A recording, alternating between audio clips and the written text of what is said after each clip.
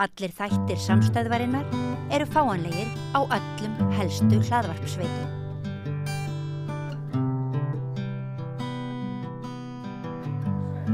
Komið sæl og verið velkomin að Rauðaborðinu. Ég heiti Oddný Eir og til minni komin Yngvi Ómar Sighvatsson sem starfandi formaður leigjendasamtakana og hann ætlar að segja okkur frá eiginlega niðurstöðu svona könnunar sem hann gerði og leigjendasamtökin og könnunin fór nú fram núna bara undanfarið og meðal annars hefur við rætt málin hérna við Rauðaborðið í svona ítrykkuðum þáttum húsnæðismál þar sem við fengum fulltrúa frá flokkunum og þú hefur líka rætt við fleiri fulltrúa frá flokkunum og allar eiginlega segja okkur frá svona niðurstöðum þessara könnunar. Já, hæ og takk fyrir að bjóða mér. Sko, þetta má rekja þetta kannski aftur svona 7-8 mánuði þegar ég og Guðmundur erum að tala saman, formaðurinn, og ég segi við hann að við þurfum núna að vera pólitísk fyrir þessar kosningar. Við erum ekki bara, þú veist, að berjast fyrir einhverjum ákveðnum réttindum heldur að koma þeir réttindum, að koma viðhorfi, að fá viðhorfi þeirri réttindabaráttu frá okkar fólki, eða frá okkur stjórnmálafólki og síðan benda á hvað best var að kjósa, skiljiði. Og þannig að við hófum þetta starf með því að við fórum fyrst að tölum við atvinnufélagið til þess að fá að því að það sem ég sem fyrir markaðsmaður hef séð svo lengi hvernig þessi græðkja húsnæðismarkaði þar sem ert með einhverja nokkra gauðra sem að græða á kaupa íbúðir hefur áhrif á allt samfélagið, hefur áhrif á samkeppnishæfni og fleira. Þannig að við vorum svona svolítið að reyna að koma þessu skilaboðum og framfæri til flokkana og þessu aukna misskiptingu. Síðan í gær, fekarni fyrir þetta, þá skrifa ég nú grein sem að því að það birtist mjög áhugaverð skýrsla 22. nóvember síðastliðinn sem enginn hefur talað og mér finnst það bara næstu skammalegt. Það sem sagt Virkaði stéttarfélag sérfræðinga á vinnumarkaði. Þeir eru sko ekkert í að gæta hagsmuna fátækafólksins sérstaklega, en þeir engu að síður birta þessa niðurstöðu 22. nóvember sem segir að ójöfnur á milli kynslóða hefur aukist tvöfalt hér á landi samanborið við önnur Norðurlönd. Og þegar maður skoða síðan af hverju þetta þá það út af húsnæðismarkaðinum. Það bara rót vandans. Og áður en ég fekk kannski beint út í flokkana sjálfa, þá stendur þetta svolítið eftir að við ákveðum allt í einu að taka félagslegu réttindin af fullt af Íslendingum aldamótin og það fólk hefur eiginlega verið á vergangi síðan í hruninu. Það hafði eitthvað skjól fram eftir 2, 5, 6 skilur eitthvað svoleiðis, en svo fer bara vera að selja í ríkisfyrirtæki setta á fót til þess að selja félagslegu eignirnar sem þetta fólk átt að hafa og í staðinn þetta fólk núna undir ofurvaldi leigu félagana alltaf að flytja, börnin aldrei að festast og þetta fólk þarf að grípa. Mér finnst kosningarnar þetta snúast akkurat þetta fólk. Þú veist, einhverja 30.000 Íslendingar, 12.000 börn sem eru bara á vergangi og eru undir einhverjum ríku fólki sett í staðinn fyrir að íslenska ríkið eða sveitarfélagið taki það mál og sjá þetta fólk. Þetta hefur truflað mig. Má ég aðeins skjóta inn einu? Já. Sko, við komum fram í svolítið spjalli okkar við stjórnmálafólkið. Það þetta svona orðanotkunin, þetta félagslegu lausnir og félagslegu húsnæði. Að því að og félagsbústaðir, verkamannabústaðir og svoleiðis.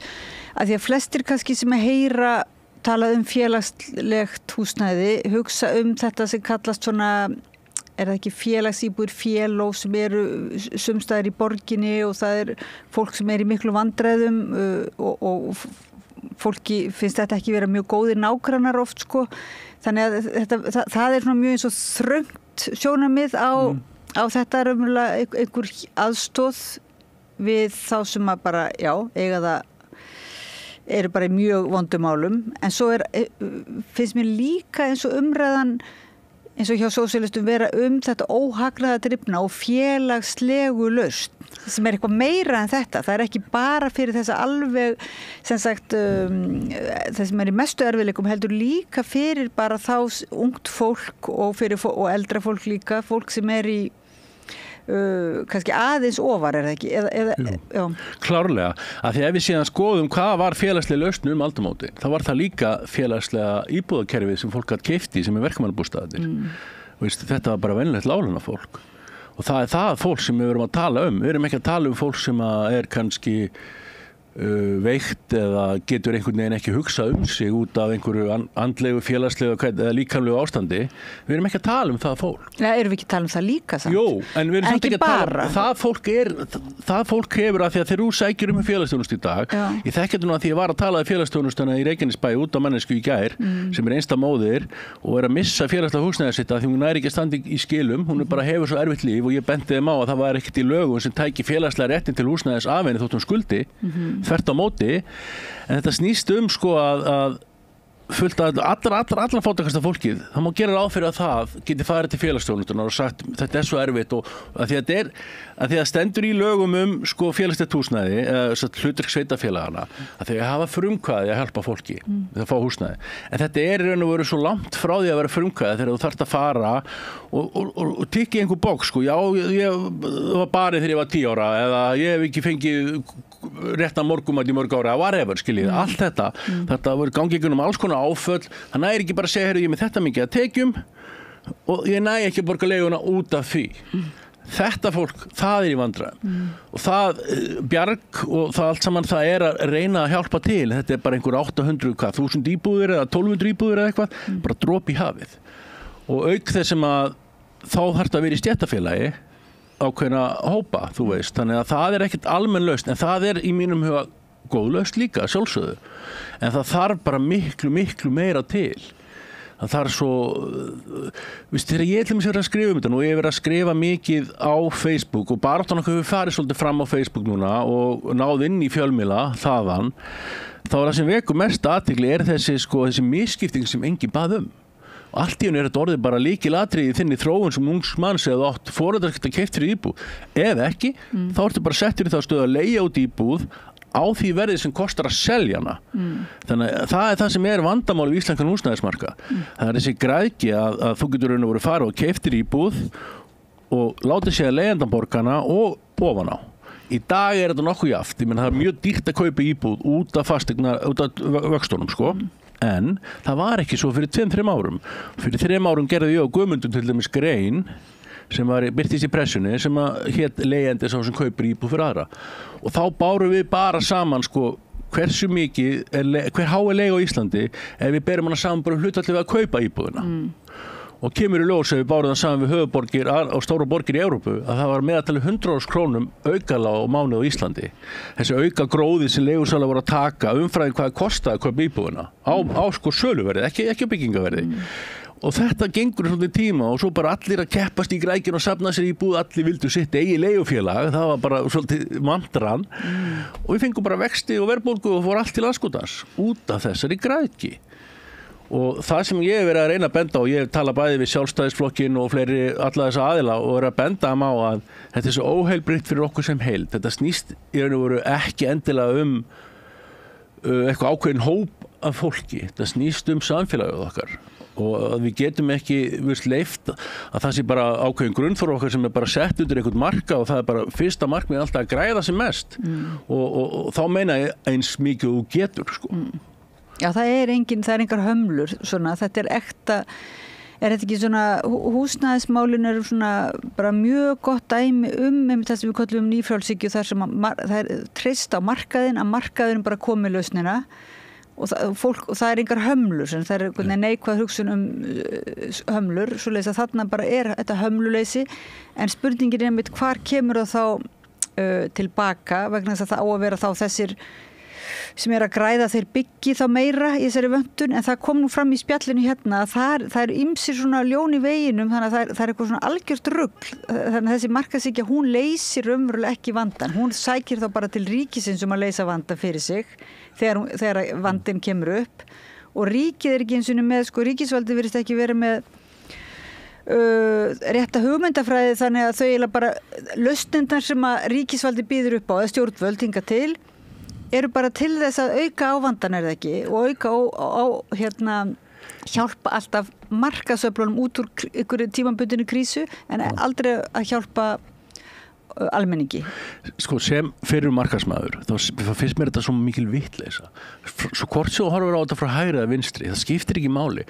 Svo mikil vitleysa að og þú spurðir akkurat á hann að einhver er að fá ókveðin gróð og hann á þá að byggja meira en hugsaum öll þessi litlu leigufélög og ég veit dæmi bara eitt sem var að vinna með mér, ungu maður og við erum svona rétt undir 30 og var að fara í framhaldsnámi í einhverju svona stafrænni tölvuvinnslu og mjög góður starfsmaður og allt það nema hvað hann var að leigja íbúð upp í Seljakverfi af gamalli konu og hún átti í Seljakverfinu 9 aðrar íbúðir sem hún var að leigja svart og sykurlust hér og þar og hún hefði upprunalega 8-6 en svo var búin að bæta við sig skiljiði og ég til dæmis veitum eina vinkonu mína sem býr í Vallakörunni í Hafnarfirði 9 hverjum þar í raðhúsunum það er bara 1,5 raðhús að lengja sem einhver gaur á og leigir út svart hann er með sitt leigufélag en þau eru kannski ekki alltaf að leigja út svart en það er fullt af fólki sem er búið að kaupa upp íbúðarnar til þess að græða á þeim og geta keypt fleiri það er ekkert að segja að þetta fólk sé að leggja eitthvað verðmæti til samfélagsins það er að draga verðmæti út úr samfélaginu það er að draga það að fólki sem er að leigja það geti borgað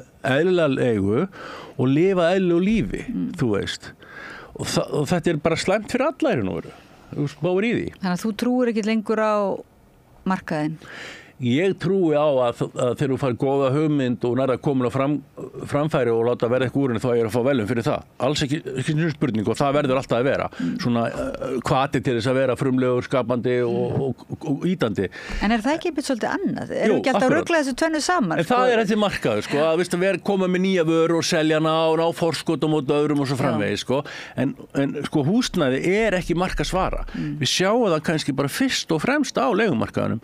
Að þegar þeir selur vöru, þá ertu með kostnaði við hana og svo leggur ofan á hana og selur hana þannig. Húsnæði, sérstaklega leiguverð, það skiptir einhver máli hver kostnaði er hann á bakvið. Hann er bara algjörlega hvort sem átt íbúin að skuldleysa eða nýbúin að kaupa hana, það skiptir einhver máli. Allt eini mælikvarðan er bara hver mikið geti fengið í leigu.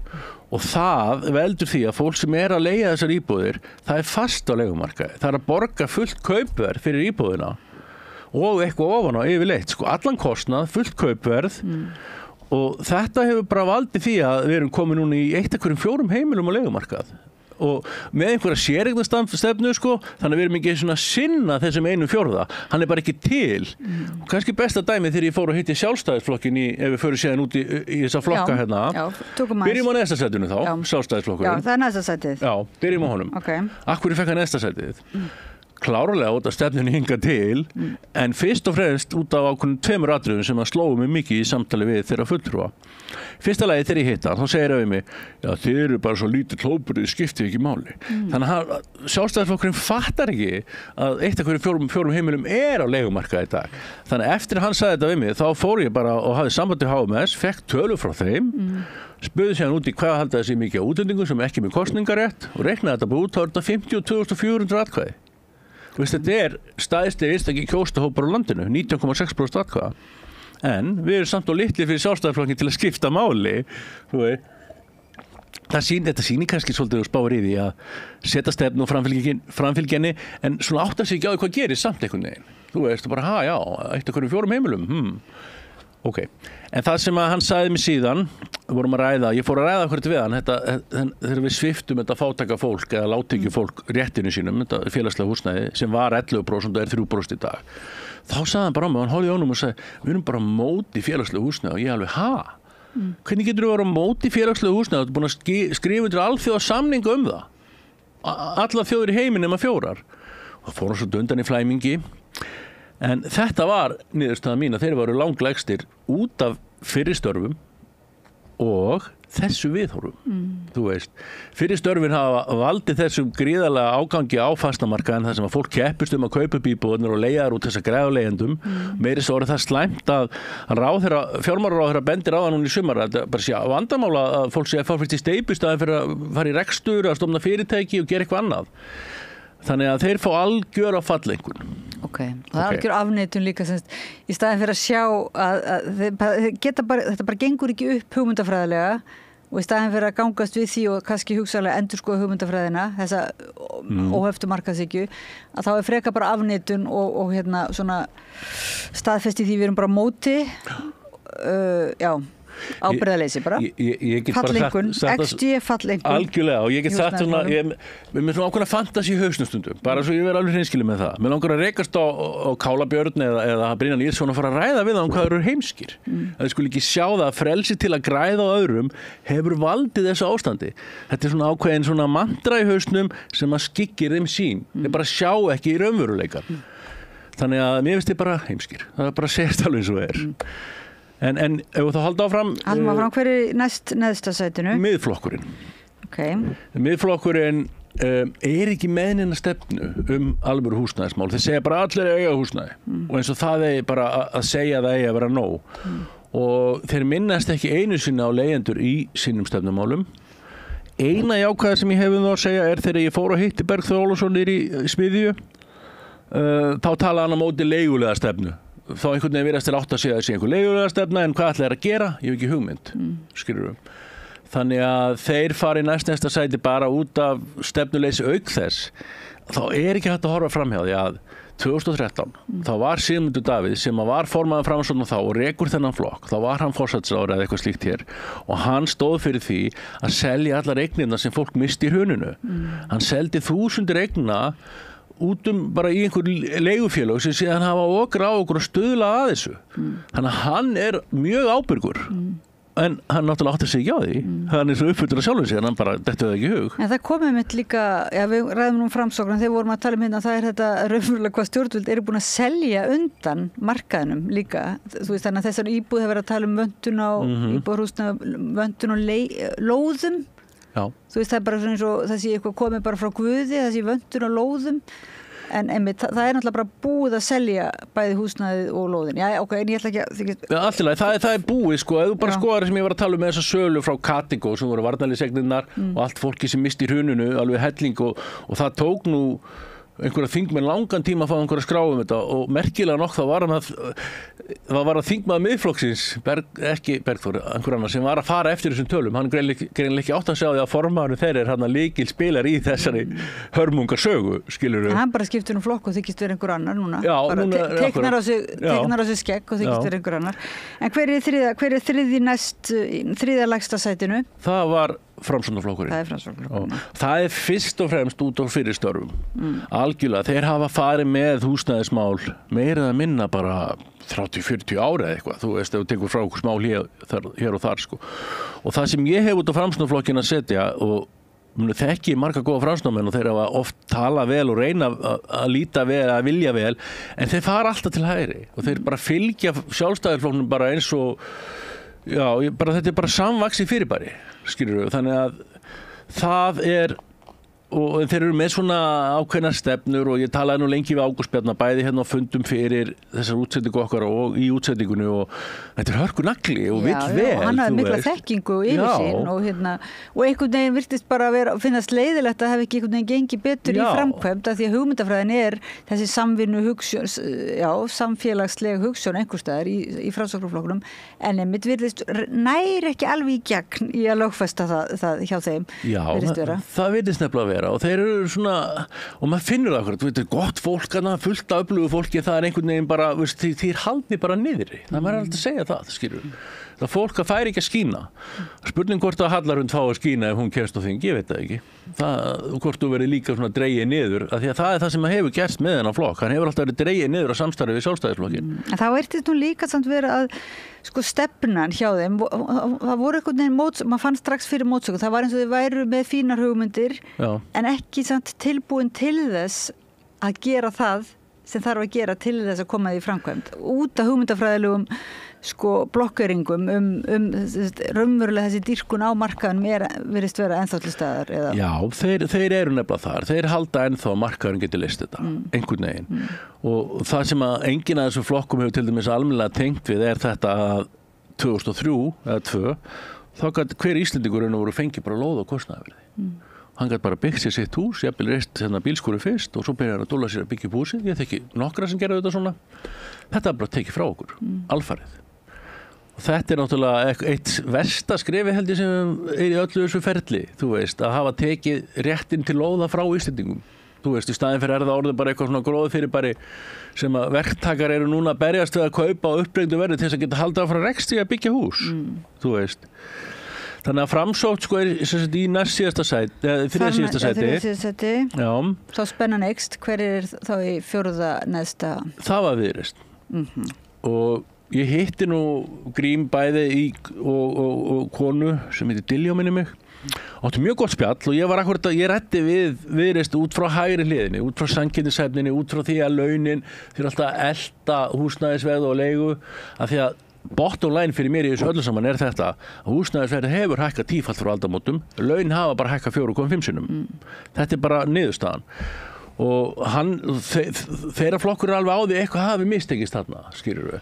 Og þeir eru ofar í Framsóknarflokkurinn fyrst og fremst að því að þeir eru mjög, ég heyrði það alveg á Grím og þú varst hérna með mér að hann fekk alveg á hann hvað er búin að fara illa með fólki sem ætti að hafa rétt á fjárhagslegu húsnæði og hann vildi bæta þar úr og auk þess sem að þeir vilja virkilega regluvæða húsnæðismarkaðinn og ef við berum það saman við Framsókn sem er sætinu fyrir neðan þá segjast þeir vera búin að regluvæða þennan húsnæðismarkað með húsaleigulögum sem allir voru ósáttu við. Þú veist, hver er það einasti hagaðili sem kom að því, hann bara, hvað voru að gera? Þannig að já, Viðreisn það er sæti ofar þráttir að þeim munu aldrei sjá held í hættun á því að leyfa fólki að græða alveg óhindra á öðrum. Ég vil ekkert leigu þaka eitthvað svoleiðis. En ég svona hef vonum að þessi það skynsamir að setja sína þeim fram á skaðsemina seinni tíma ef þeir skyldu komast í stjórn. Ég mun allavega að reyna það. Viðræðahæfir. Já.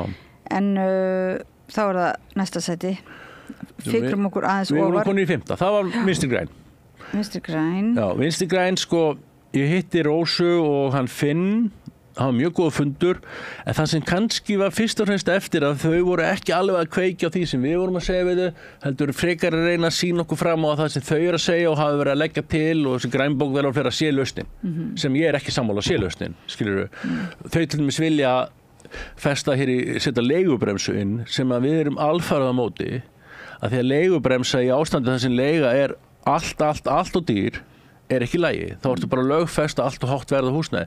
Það sem við erum bara farið fram á og enginn þessu flokkur sem við ennþá nefnt, en þetta sagðist Ágúst Bjarni hérna hjá okkur vilja skoða þetta, er að kostnað tengja leigu. Það sé ekki eina varan á íslensku markaði sem ber engan tengingu í kostnað. Og VG vill frekar einhverja leigubremsu og hlustu ekki á okkur, þannig að þeir fá bara 5. sæti, gjörðu svo vel. Ok, 5. að neðan sem sagt, já. Nei, 5. sæti allt í allt. Já, 5. sæti allt í allt. Já, við erum komið þangað núna, nú getum við bara að fara í 4. sætið. Já, ok. Það voru Píratar. Sko, Píratar eru með mjög sambærilega húsnæðisstefnu og Samfylkingin. Hafa verið tekið upp hluta þar á. En það er líka, sko, við náðum, þegar við fórum að hittum Samfylkinguna í miðjan ágúst, þá náðum við að koma málflutnum okkur á framfæri. Þeir hlustuðu á okkur og eins og þetta með eininguhúsin, hvernig það kom nákvæmlega til. Ég get sagt þér það, því ég man það svo skýrt, sko. Þá er það þannig að Jóhann Páll er að segja, sko, það tekur 2, 3, 4 ár að skipuleggja götur og þetta tekur allt saman, blablabla. Þá segir, heyrðu, stoppum aðeins. Hver ber ábyrgðina? Er það ekki Alþingi Íslendinga? Ertu að segja mér að Alþingi Íslendinga get ekki sett lög og brugðist til bráðavanda, flutt inn í eininguhús og reistu upp til að bregðast ástandinu? Ertu að segja mér það? Og þá stoppa hann, já, þetta er örugglega rétt hjá þér. Og út frá því fóru að hugsa þetta og þessi lausn er í boði frá þeim út á okkar samtali sem ég er mjög ánægður með. Og þeir líka tóku vel undir Airbnb-ið og það er fleira að tala um það er ekkert bara okkar, við erum búin að tala um það lengi. Og líka tómthúsaskattinn þótt að, já, nú er ég eiginlega að tala um Pírata, eða ekki? Já, þú ert að tala um Pírata, já. En þetta er sem sagt, Píratarnir tóku einingarhúsin þarna líka inn og við erum mjög ánægðir með það og þeir vilja skoða kostnaðartengingu og öðru leyti eru bara mjög sambærilegi við Samfylkinguna. Öll svona stefnan og allt, en það sem Samfylkingin hefur kannski framfyrir er þessi vilja að taka bara beint upp okkur svona með. Er Samfylkingin í 3. sæti þá? Já, Samfylkingin er í 3. sæti. Og afsakið mig, ég er bara að tala og er ekki með þetta fyrir fram á mig. Nei, ég puntaði þetta hjá mér. Ok, þá erum við með góðan stjórnvanda hér við.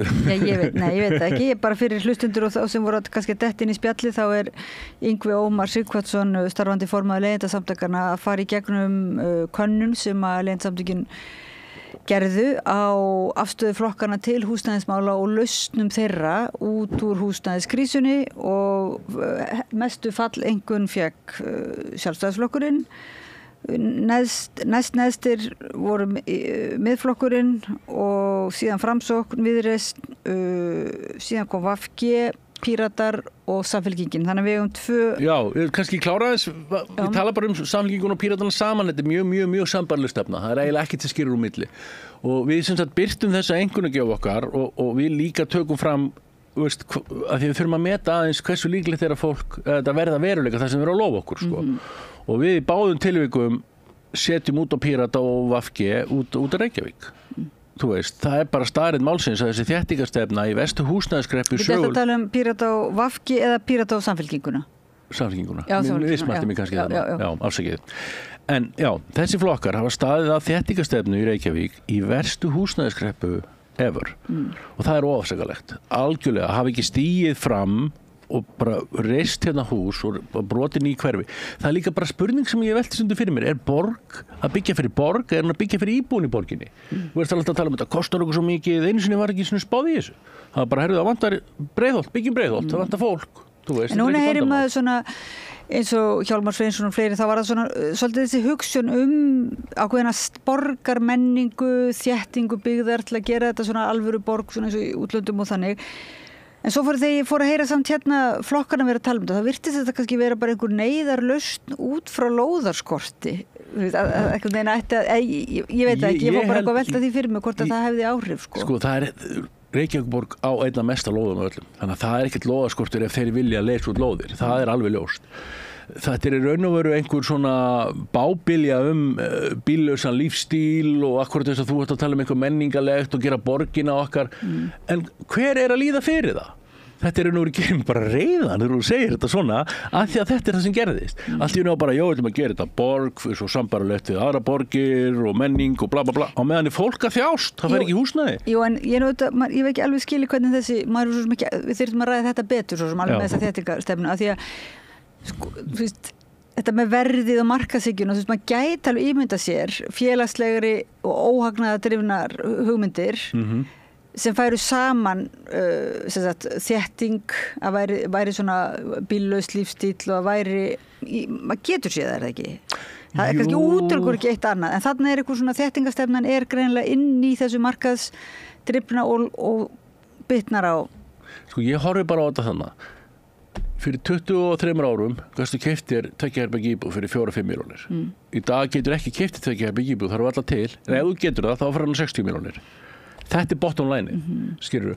Það er líka verið að þú skoða hvað er verið að byggja þessar íbúður. Þetta er alltaf einhverjum útsýnistöðum og það er ekki að seljast. Já, það er þessi lúksus íbúðavæðing, er það ekki? Þetta er einhver svona... Já, en hvað getur þú byggt annað heldur en svona næstu í lúksus íbúður þegar þú ert á svona útsýnistað við höfnina eða hvað sem það er? Þú veist, hvaða val hefur ætlar að rúa einhverju litlu svona smáhýsa íbúðum? Ég með það gæti verið ákveðin sósíalismi. Það væri hægt að segja, þú veist, okkur leifum þeim sem að eiga það sem sagt eigum mest hvað er hafa skýtt að bara hafa fallegt útsýni þá allavega. Það er alveg séns, sko. Ég til það. En þeir eru ekki að gera það, sko. Nei, það er þeir ekki að gera. Nei, ég er bara svona pæli í þessu. Ok, þannig að Samfylkingin, hún raunverulega, þessar hugmyndir við Pírata og Samfylkingarinnar og VG sem er svona byggist á aðeins félagslegri hugmyndakerfi heldur en hægri flokkana.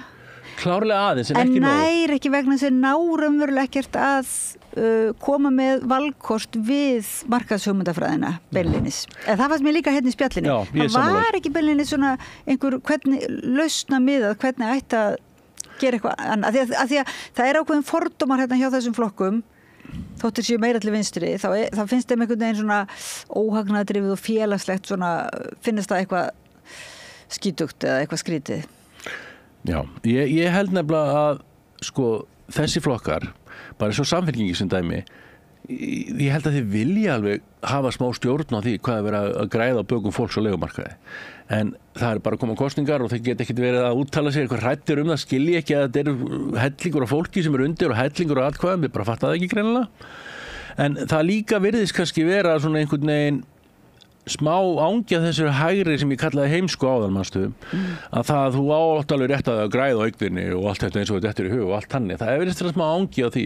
En ef við komum síðan að 2 efstu sætunum sem skera sig úr fyrir okkur, þá er það Flokkur fólksins í öðru sæti og það snýst mikið þeirra húsnæðisstefnu í gegnum að Ragnar Þór sem hefur bara gríðarlega þekkingu. Hann hefur gríðarlega þekkingu, hann hefur líka góðan vilja. Við höfum bara séð áður og ég talaði hérna við hann og hef talað nokkru sinni við hann og hann hefur sagt hreint við mig að þeir ætla að taka upp okkar, þeir styðja okkar stefnu. Þeir styðja það sem við förum fram á sem að kostnaða að tengja leigu og snúa hérna við húsnæðisbótakerfinu. Og þannig að þeir fá alveg mjög ákveðið annars sæti að það ekkert mikið sem skilur þá á sósíalistaflokkinn af en það samt eitt stórt atriði sem gerir. Það sem Flokkur fólksins ætla líka að gera okkur líst vel á að breyta lánakerfinu fyrir húsnæði því að þegar ég keypti mínu íbúðum aldamótin með konunni minni þá voru við með svona sem kallaði gömlu húsbréf eða eitthvað svoleiðis. Þetta var bara fáránlega góð lán, svona á þetta að vera, skilur við. Þetta svona lán eins og Færeyingar eru að fá. Þú veist, þetta var bara ekkert mál. Þannig að mér finnst sú nálgun mjög góð. Þannig að þeir fá alveg örugt annarsæti í okkur og töluvert fyrir ofan Samfylkinguna því að ég ekki alveg búin að gagnrýna þá nefnilega ennþá. Ég ætla að fá að klára það. Ég með mjög stóra gagnrýni og ég sendi nú bara Jóhanni Páli bréf erindi í morgun á Facebook og hvart hann áfram til góðra starfa núna en þið verðið einhvern tímann fyrir 8 á því að það verður að setja verðstýringu á leigu. Af því það það sem að Samfylkingin hefur ekki viljað segja og það það sem að raun og veru það svo asnalegt að skúma með að þið tóku slagorð okkur upp líka. Þú veist, ég fór til þeirra með þetta markmið að sýna fram á skaðsemi fjárfest á markaði, skilur. Og ég talaði með ítrekka og síðan tala þeir á húsnæði fyrir fólk ekki fjárfest og bla bla bla. En ætla að taka kannski 2000 íbúður að marka út á Airbnb sem valla það, en taka ekki á því að sko eitt af hverjum fjórum heimilum bara undir sjálfsvaldi leigusala sett.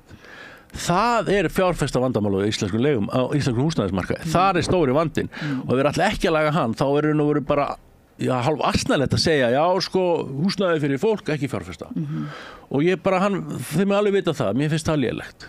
Það bara upp á borðum. Gott allavega slagorðið sé komið en það ekki alveg nóg að vera með gott slagorð. Nei, það þarf virkni með því líka sko. Ok, en fyrsta sætið það sósíalistaflokkurinn. Það náttúrulega, við erum meðan Guðmund Hrafn sem að við þekkjum þetta mjög vel. Ég hef vunnið með Guðmundi Hrafni í þessi 4 ár. Og ég veit bara, við fáum ekki betri baráttumann inn á þing og því bara segi það strax í okkar niðurstöðum þannig að það sé bara alveg hreint og skýrt.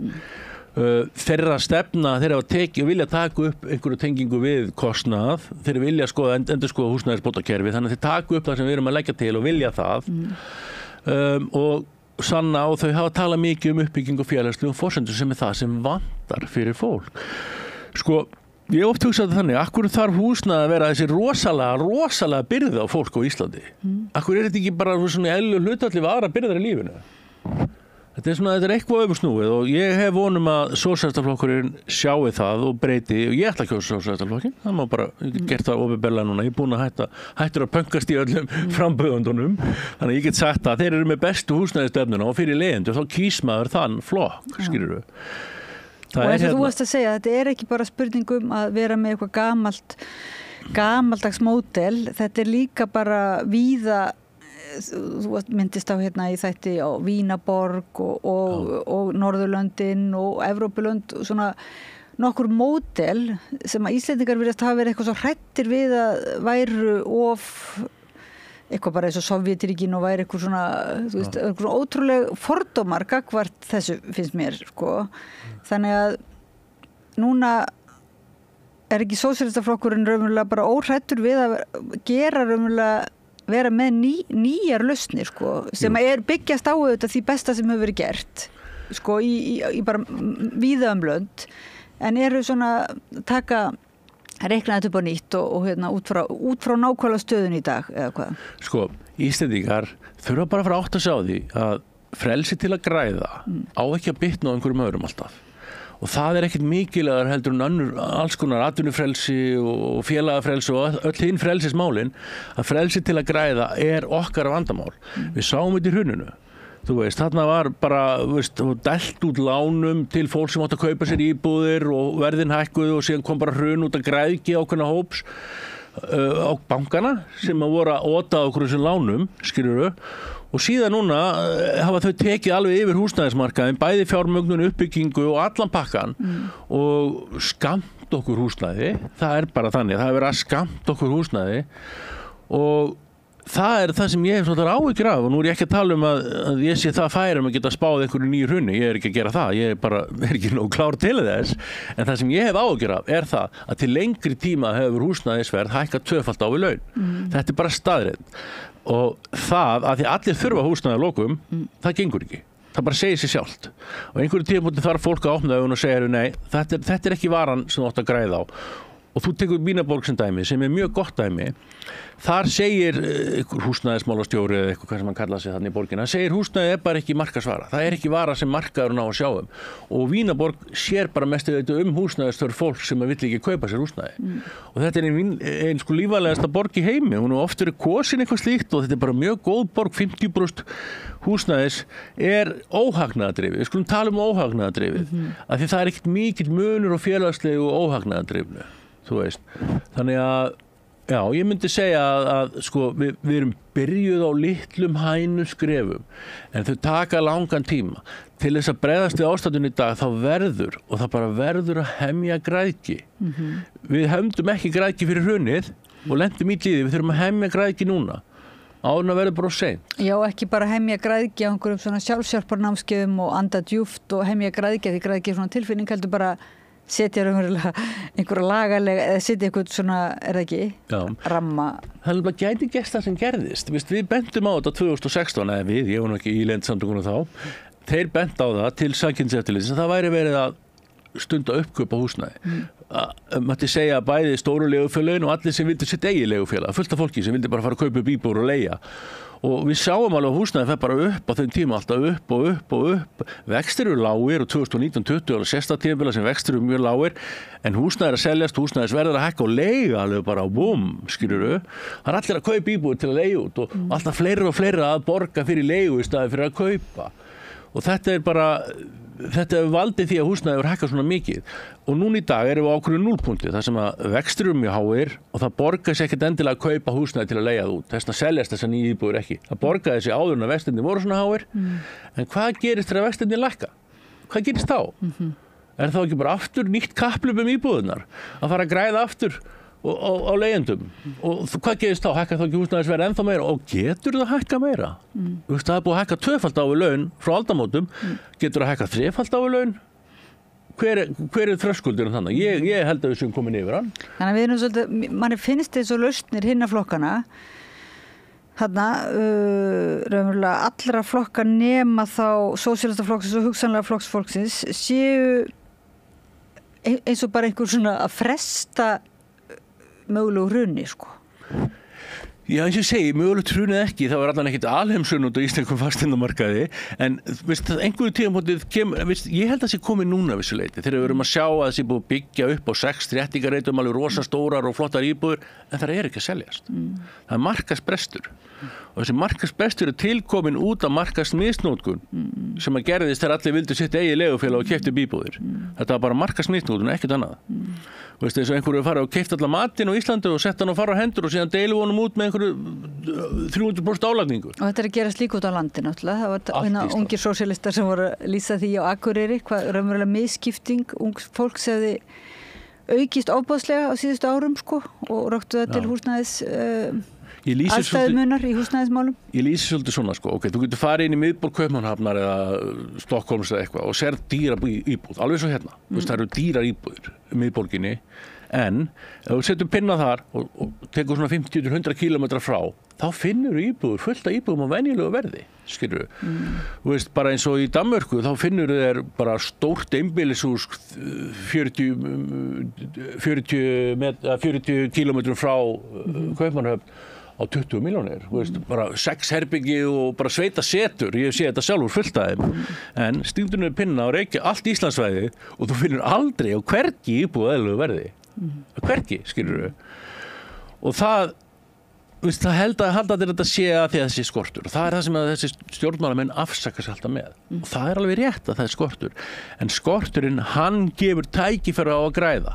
Það er hann sem gefur tækifæri á að halda eftir eignum, bíða með byggjubeignir, bíða með seljaeignir og allt þetta. En var það ekki líka þegar þú varst að spyrja út úr hérna að vera að tala um hennan skort á húsnæði og skort á lóðum og svoleiðis og allir voru sammála það þyrfti bara að sem sagt taka fram verkfærin og byggingakranin og byggja meira. Það eru allir svona eiginlega sammála það. Ég sammála því líka, en það má ekki bara selja þær íbúðu beint í hendur fjárfesta. Nei, einmitt. Það það sem þarf að passa, af því ef að þeir kaupa þær og setja leiguliðana í þær í staðinn, skilurðu, þá bara versnar ástandið og það er það sem ég hef áhyggjur af. Það þýðir ekki bara að fara að byggja og síðan að spyrja sig hvernig kerfi við ætlum að hafa. Það verður bara ákveða fyrir hverju verið að byggja ákveða forsendum og hvernig og hverju eru fengnir til þess. Er það ekki? Jú. Alveg frá grunni. En svo líka bara svona merkilegt. Ef ég má fara aðeins út fyrir efni núna en samt að tala húsnæðismál, verður búin? Við höfum örstundan tíma, já. Okay. Svo merkilegt hvernig grættir og neyð leigjenda á hinn ýmsa máta. Ég var í gær að aðstoða unga konu sem að hafði viljað þinglýsa leigusamninginu sínum til þess að fá húsaleigubætur. Hún var búin að vera að leigja svolítinn tíma en vildi þinglýsa og gerði þetta fyrir svolítinn tíma. Þá sem sagt virkar það þannig að þú ferð inn í HMS og þeir taka ekki lengur við húsaleigusamningu á pappír. Þannig að þú verður að gera hann rafrænt.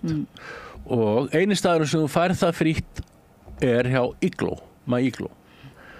Og HMS bendir fólki að fara sem er að leigja að fara þangað og gera þetta þar nema hvað húsnæðis- og mannvirkjastofnun nema hvað að þegar þú gerir þetta þar þá bjóða þeir að sjá trygginguna fyrir þig líka og margt fólk gerir það leggur inn trygginguna sína en þeir taka ekki fram að þegar þú leggur tryggingunni inn á þeim þá raun og átti ekki rétt lengur að fá vextan á trygginguna sem eru í landslögum mjög skýrt skilur, ef þú ert að geyma 1 milljón í 3 ár en einhverju reikning þá er það umtalsverðir vextir en þetta fyrirtæki með beintengingu við ríkisfyrirtæki sem að beinir þeir til þeirra segir fólk ekki eins og frá því og þessi kona var að furða sig á því og hún búin að vera með 800.000 krónur inn í hjá þeim í langan tíma og fekk enga vexti og skildi ekki að hverju þannig er verið að leika sér af neyð leigjanda eitt af menna því ég veit að renna út þetta er ólöglegt raun og veru en svo líka biðlistagjöldin það er eitthvað sem ég er búin að átta með upp á síkastið ef þú ert að sækja íbúð hjá Bjargi eða